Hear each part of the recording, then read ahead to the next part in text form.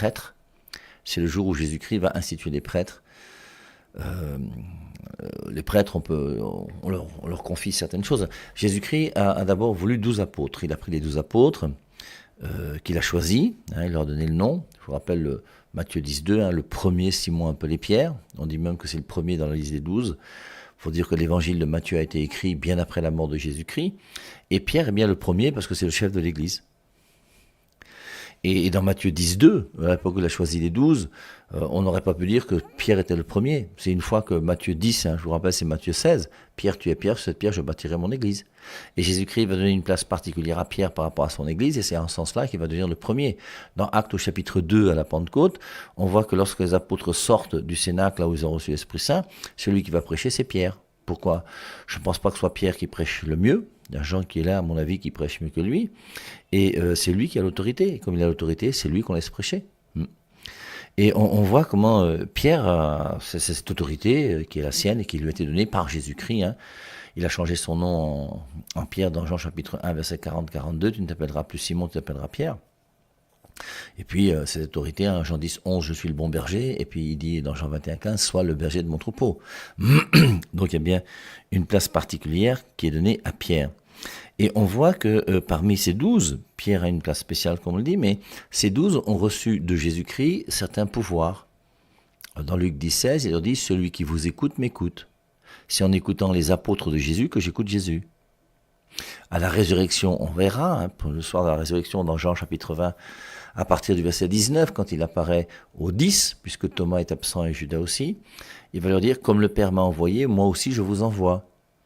Il va souffler sur eux, il va leur dire, recevez l'Esprit Saint. Tous ceux à qui vous remettrez les péchés, ils leur seront remis.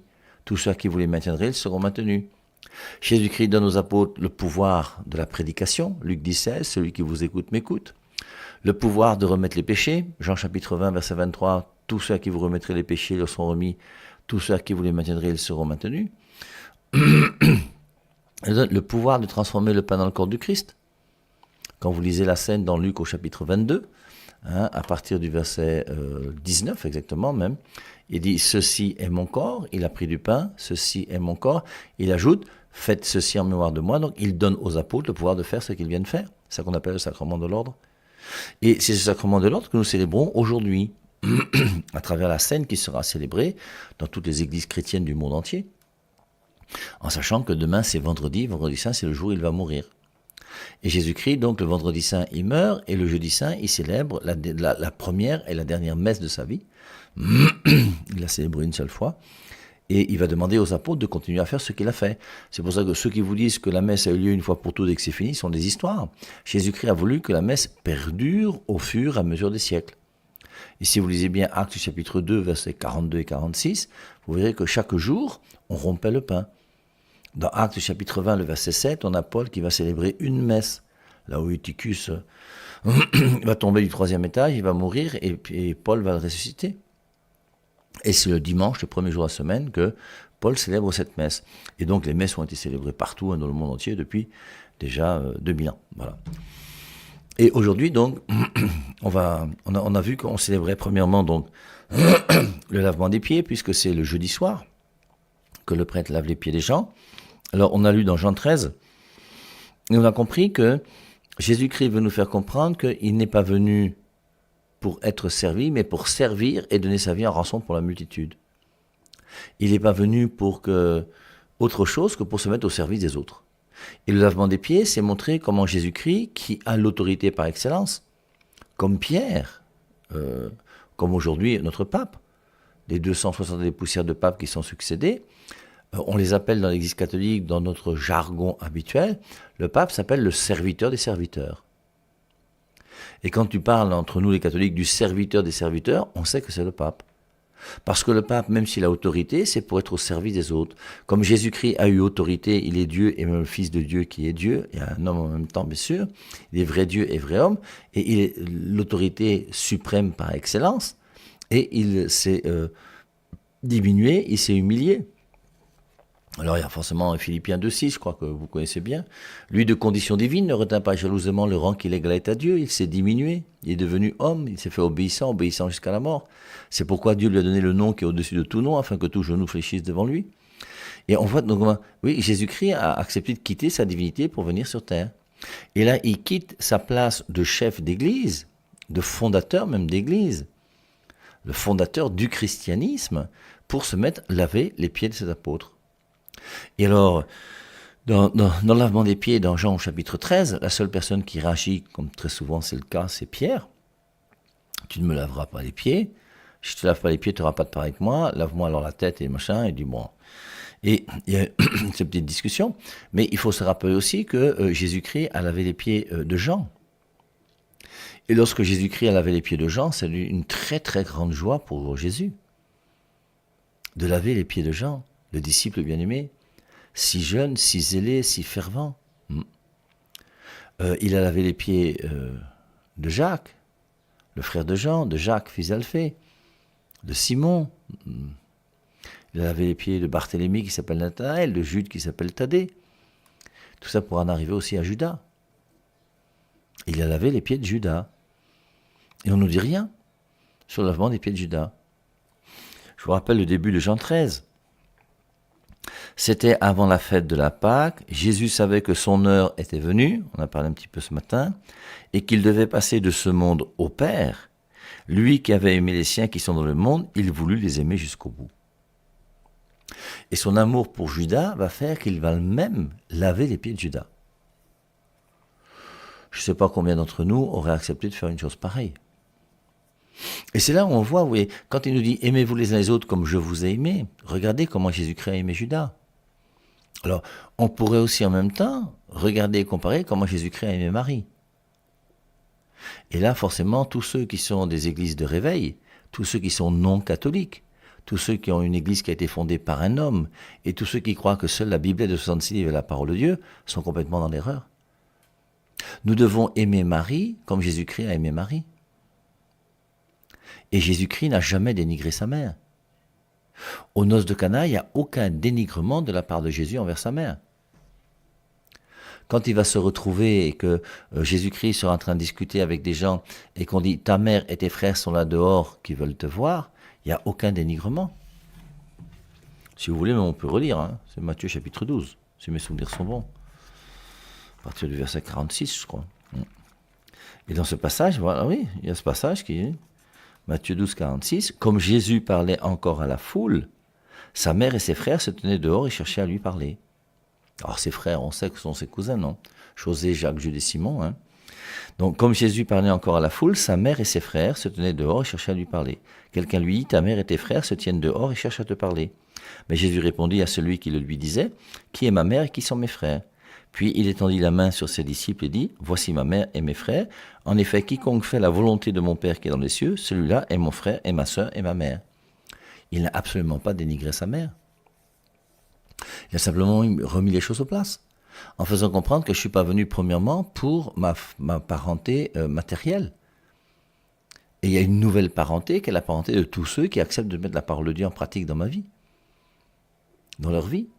Et on voit comment Jésus-Christ dénigre absolument pas sa mère. D'ailleurs, s'il y a bien quelqu'un qui a, en effet, quiconque fait la volonté de mon Père qui est dans les cieux, celui-là est mon frère et ma sœur et ma mère, qui a fait la volonté de Dieu plus que Marie? Quand vous prenez Luc chapitre 1, verset 39, hein, la visitation, dont on avait parlé un petit peu ces jours-ci, c'est magnifique de voir comment la vieille cousine Élisabeth dit quand même des choses magnifiques sur la Vierge Marie. Quand il dit « Heureuse celle qui a cru à l'accomplissement de ce qui lui a été dit de la part du Seigneur ». Marie est heureuse, elle a une béatitude particulière parce qu'elle a cru à la parole de Dieu. Et Marie, c'est celle qui croit à la parole de Dieu. Et c'est pour ça que lorsque Jésus-Christ dit « En effet, quiconque fait la volonté de mon Père qui est dans les cieux, celui-là est mon frère et ma sœur et ma mère », Marie est encore plus son frère, sa sœur, sa mère que tous les autres parce que Marie a mis la parole de Dieu en pratique plus que n'importe qui sur la terre. C'est pour ça que toutes les générations me diront bienheureuse. C'est pour ça qu'elle est bénie entre toutes les femmes. Il n'y a aucun dénigrement de Jésus par rapport à Marie, aucun. Et nous devons aimer Marie comme Jésus-Christ a aimé Marie. Et forcément, nous n'aimerons jamais assez Marie. Jamais. C'est impossible. Et donc, ensuite, on voit comment Jésus-Christ a aimé Marie, bien sûr. Jésus-Christ a aimé Jean. Et Jésus-Christ a aimé aussi Judas, malgré le fait qu'il ait voulu trahir Jésus. Et dès Jean chapitre 6, après le discours de Jésus-Christ sur le pain de vie, après avoir parlé justement de l'Eucharistie dans Jean 6, 51 à 58, ma chair, mon sang, il dit, l'un d'entre vous va me trahir. Et c'est Judas qui se traite. Et quand il est avec Jésus, il a déjà les 30 deniers qu'il a mis dans sa poche. Et avec les 30 deniers qu'il a dans sa poche, il va accepter quand même de laisser Jésus-Christ lui laver les pieds. Et il va faire comme si de rien n'était, comme si c'était normal, comme si... Un peu plus tard, pendant le repas, Jésus-Christ va même lui donner la bouchée. Et en mangeant la bouchée, je vous rappelle, Satan entra en lui. Il sortit, il faisait nuit. Et on voit que Judas, c'est vraiment le traître, mais Jésus-Christ a poursuivi Judas de son amour autant qu'il a pu. Il a fait tout ce qu'il a pu pour faire comprendre à Judas que tu veux me trahir, pourquoi? Qu'est-ce que je t'ai fait de mal? Je t'ai fait aucun mal, je n'ai fait que du bien aux gens. Et Judas, c'est quand même quelqu'un qui est vraiment pervers et qui a prémédité son crime. Et c'est pour ça que je pense qu'on peut dire objectivement que Judas est en enfer. Aujourd'hui, vous voyez comme on a un discours qui est tellement, je veux dire, mièvreux, alors je veux dire moderniste pour faire plaisir à nos frères des autres églises, là. Enfin, pas des autres églises, c'est des vacantes, non? Dans notre modernisme aujourd'hui, on a un modernisme qui est tel qu'on a du mal à essayer de... Mais la miséricorde de Dieu n'empêche pas qu'il y a des gens qui sont sataniques, qui sont diaboliques, qui sont détournés de Dieu, et tant pis pour eux. Je vous lis Jean chapitre 17, verset 12. « Quand j'étais avec eux, je les gardais en ton nom, car tu me l'as donné. J'en ai pris soin, et aucun d'eux ne s'est perdu. Sinon, celui qui était déjà perdu, en cela aussi l'Écriture devait se vérifier. » Et forcément, on comprend que Judas, c'est quelqu'un qui est en enfer. Dans Matthieu, qu'on a lu cette année, l'Évangile de la Passion dans Matthieu, on dit qu'il aurait mieux valu pour lui qu'il ne fût pas né. S'il était au paradis, on ne pourrait pas dire il aurait mieux valu pour lui qu'il ne fût pas né. Donc forcément, on voit que Jésus-Christ va poursuivre Judas de son amour autant qu'il pourra, mais il faut comprendre que Judas a décidé de se séparer de Dieu. Et malheureusement sur terre, il y a des gens qui décident de désobéir à Dieu et de se séparer de Dieu. Alors, après leur avoir lavé les pieds, c'est là où on était rendu, Jésus remet ses vêtements et reprend sa place à table. Le fait de laver les pieds ne fait pas que Jésus-Christ perd son autorité. Je vous rappelle qu'un homme n'est grand que lorsqu'il est à genoux. À genoux pour prier et à genoux pour demander pardon. Et quand tu demandes pardon à ton épouse ou à tes enfants parce que tu es mal comporté, tu ne deviens pas ridicule à leurs yeux, au contraire. Ils vont te respecter encore davantage.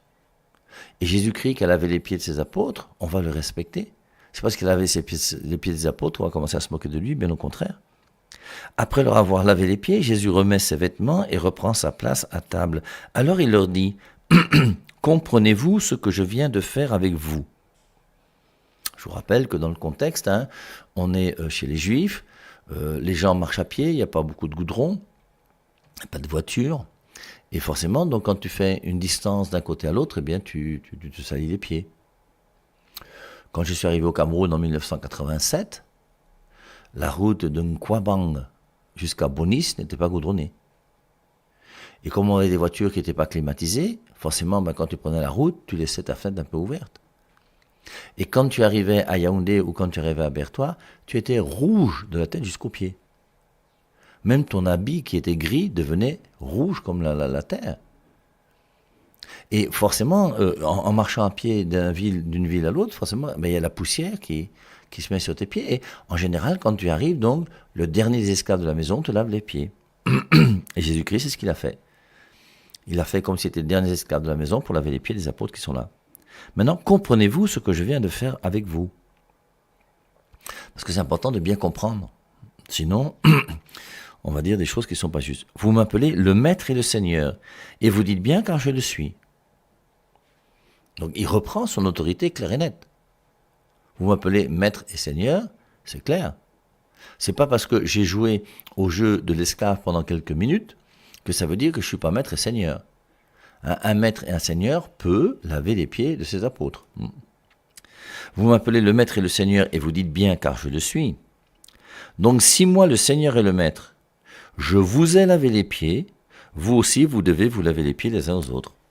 Et c'est comme ça que ce matin on disait que ceux d'entre vous qui le veulent, dans vos familles, ce serait bien que le chef de famille puisse laver les pieds de ceux qui sont autour de lui. Et ce serait bien qu'on puisse avoir une liturgie familiale catholique. Qu'on puisse inventer une manière de célébrer notre liturgie. Chaque année, au moment de Noël, je demande à tous les catholiques qui m'écoutent de ne pas offrir de cadeaux à leurs enfants le jour de Noël. Nous, les catholiques, on s'est fait manger par la fête commerciale de Noël. Et il faut qu'on redonne le véritable sens spirituel de la fête de Noël à Noël. Et Noël, c'est pas la fête des cadeaux. Noël, c'est la naissance de Jésus-Christ. Et ce jour-là, alors qu'on puisse bien manger à la maison, qu'on puisse assister à la messe de minuit, il n'y a pas de souci, mais c'est pas pour qu'on ait des cadeaux ensuite. Et je vous propose, moi, à vous les parents catholiques qui m'écoutez, d'offrir les cadeaux à vos enfants le jour des rois mages, qui dure 10 ou 15 jours plus tard. Et le jour des rois mages, ce jour-là, apportez des cadeaux à la maison et offrez des cadeaux, si vous voulez, à vos enfants. Mais le jour de Noël, il faut faire quoi? Alors vos enfants, forcément, vont se fâcher, ils vont dire « Papa, maman, pourquoi vous ne nous aimez pas? Papa, maman, pourquoi nous, on n'a pas de cadeaux? Nos cousins, nos voisins, tout le monde a eu des cadeaux et pas nous. » Tu leur expliques. C'est parce que nous, en tant que chrétiens catholiques, fervents et sérieux, on veut vous faire comprendre que l'important, c'est pas le cadeau le jour de Noël, l'important, c'est le cadeau qu'on reçoit, c'est le cadeau de Dieu, c'est Jésus-Christ qui vient. Et tu leur fais comprendre, et quand ils vont essayer de comprendre ce que tu fais, bien forcément, ils vont devenir plus zélés et plus fermes dans leur foi. Parce que si vous ne formez pas vos enfants à la maison, bien forcément, le monde va les former, et les réseaux sociaux sont là. Et ne vous étonnez pas qu'à 12 ans, 13 ans, 14 ans, ton enfant ne veut plus aller à la messe, il ne veut plus commencer à recevoir les sacrements, il n'est pas intéressé par... Pourquoi? Parce que justement, on lui a pas donné un véritable sens de ce que c'est que la foi catholique. Et le fait déjà à Noël de supprimer les cadeaux le jour de Noël pour le faire le jour des rois mages, d'abord vous allez économiser de l'argent parce que les cadeaux après Noël, le prix diminue. Et puis vos enfants auront quand même leurs cadeaux ce jour-là. Et puis au moins on reste focus sur ce qu'est la fête de Noël. Il faut faire la même chose à mon avis pour la liturgie à Pâques. Et à Pâques, ce serait bien que dans toutes les familles catholiques où il y a un responsable qui est là, que le responsable, après avoir fait la messe avec ses enfants et revu comment le prêtre va laver les pieds des apôtres, pourquoi? Mais Jésus-Christ leur dit, vous m'appelez maître et seigneur et vous dites bien car je le suis. Donc si moi le seigneur et le maître, je vous ai lavé les pieds, vous aussi vous devez vous laver les pieds les uns aux autres. Et c'est pour ça que le responsable de l'église, qui sera le célébrant principal de la messe ce soir, c'est lui qui va laver les pieds des gens. Et quand il lave les pieds des gens, c'est pourquoi? C'est pour que nous aussi, Jésus-Christ a dit, faites comme moi, le prêtre fait ainsi, et toi aussi dans ta maison, fais la même chose. Et moi, je serais pour qu'il y ait une liturgie familiale où, oui, le père de famille puisse, après la messe, aller prendre un seau, prendre de l'eau, dire aux enfants, attendez-moi ici au salon. Tu relis Jean 13 avec eux, et tu leur dis, écoutez, Jésus-Christ qui est notre modèle a lavé les pieds des apôtres. Moi, qui normalement dois être votre modèle ici dans cette maison, je veux aussi, comme Jésus-Christ, il a demandé, vous lavez les pieds. Et en vous lavant les pieds, comprendre que si je suis le boss ici, si c'est moi le capitaine, je suis un capitaine pour votre bonheur et pour votre bien. Et je suis là pour vous aider à pouvoir devenir des vrais hommes, des vraies femmes, ce que vous voulez. Votre éducation, c'est pour ça que je vous paye l'école, c'est pour ça que je m'occupe de vous, c'est pour ça que je trouve la nourriture tous les jours. Et après, en leur faisant comprendre que tout en faisant ça, moi je reste un homme, et de temps en temps, je peux faire des erreurs. Je vous en demande pardon, et aujourd'hui je vous lave les pieds pour vous montrer que je veux être à votre service. Donc si moi, le Seigneur et le Maître, je vous ai lavé les pieds, vous aussi, vous devez vous laver les pieds les uns aux autres. C'est un exemple que je vous ai donné, et vous ferez comme je l'ai fait. Donc, et je crois que c'est simplement comprendre donc qu'on veut être, même si plus on a une autorité qui est grande, plus on doit être au service des gens avec qui on est. Et c'est vrai dans une société, comme c'est vrai dans la maison, comme c'est vrai avec les boys que tu as, comme c'est vrai avec la ménagère, comme c'est vrai avec le gardien du portail, comme c'est vrai avec tout le monde. en vérité, je vous le dis, le serviteur n'est pas au-dessus de son Seigneur, et l'envoyé n'est pas au-dessus de celui qui l'envoie. Si maintenant vous savez ces choses, heureux êtes-vous si vous les mettez en pratique. Donc c'est vraiment un enseignement qui est très beau. Je ne parle pas pour vous tous, car je connais ceux que j'ai choisis. Il est écrit, celui qui partageait mon pain a levé son talon contre moi. Donc forcément, une nouvelle fois, il parle de Judas. Il dit que Judas qui est là, on a mangé dans la même maison, dans le même plat, on a dormi dans la même maison, on a vécu ensemble pendant des années. Je vous le dis, maintenant avant que cela n'arrive, ainsi lorsque vous saurez que je suis. Donc je ne parle pas pour vous tous, car je connais ceux que j'ai choisis. Il est écrit, celui qui partageait mon pain a levé son talon contre moi. Je me souviens d'un sermon de l'abbé Clément de Jewel, pour ceux qui l'ont connu, à Douala, et dans une paroisse de PK 10 ou 11, quelque chose comme ça. PK 12 peut-être, il disait que l'ennemi est dans la maison. L'ennemi n'est pas dehors, l'ennemi est dans la maison. Judas fait partie de la maison. Le traître fait partie des 12. Et l'ennemi est dans la maison. Et quand on te vole à la maison, c'est pas un Chinois de Chine qui va venir voler chez toi, c'est quelqu'un qui te connaît, quelqu'un qui est autour de toi. L'ennemi est là, dans la maison. Je ne parle pas pour vous tous, car je connais ceux que j'ai choisis. Il est écrit, celui qui partageait mon pain a levé son talon contre moi. Et cela va se vérifier, je vous le dis maintenant avant que cela n'arrive. Ainsi, lorsque cela arrivera, vous saurez que je suis. Alors, le je suis, là, je vous rappelle, c'est le nom divin. C'est Jésus-Christ lui-même qui se donne le nom que Dieu s'est donné dans Exode chapitre 3, verset 14. Lorsque Moïse est arrivé sur la montagne où il y avait le feu qui brûlait, le buisson ardent, il va demander, quel est ton nom? Quand je vais aller voir Pharaon, je vais dire, qui m'a envoyé? Tu diras que je suis m'a envoyé. Et le nom de Dieu, c'est je suis. Et Jésus-Christ s'attribue le nom je suis. Il l'a fait déjà dans Jean chapitre 8. Et dans Jean chapitre 8, il l'a fait 3 fois. Avant qu'Abraham fût je suis, si vous ne vous convertissez pas, vous saurez que je suis, enfin, 3 fois. Et là, une fois de plus, il dit je suis. Je vous le dis maintenant avant que cela n'arrive, ainsi lorsque cela arrivera, vous saurez que je suis. En vérité, je vous le dis, celui qui reçoit mon envoyé me reçoit, et celui qui me reçoit également celui qui m'a envoyé. À peine Jésus avait-il dit cela, qu'il fut troublé en son esprit. Alors il dit très clairement, en vérité, je vous le dis, l'un de vous va me trahir. Les disciples se demandaient de qui il pouvait bien parler, et ils se regardaient les uns les autres. Un des disciples, celui que Jésus aimait, on l'appelle jamais Jean. Je vous rappelle que Jean, dans l'évangile de Jean, n'existe pas pour désigner l'apôtre Jean.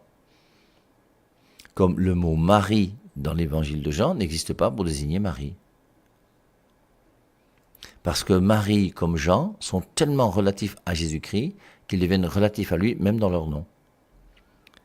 Marie, c'est sa mère, et le disciple bien-aimé, c'est, voilà. Un des disciples, celui que Jésus aimait, voilà comment il s'appelle. Saint Jean, c'est le disciple que Jésus aimait.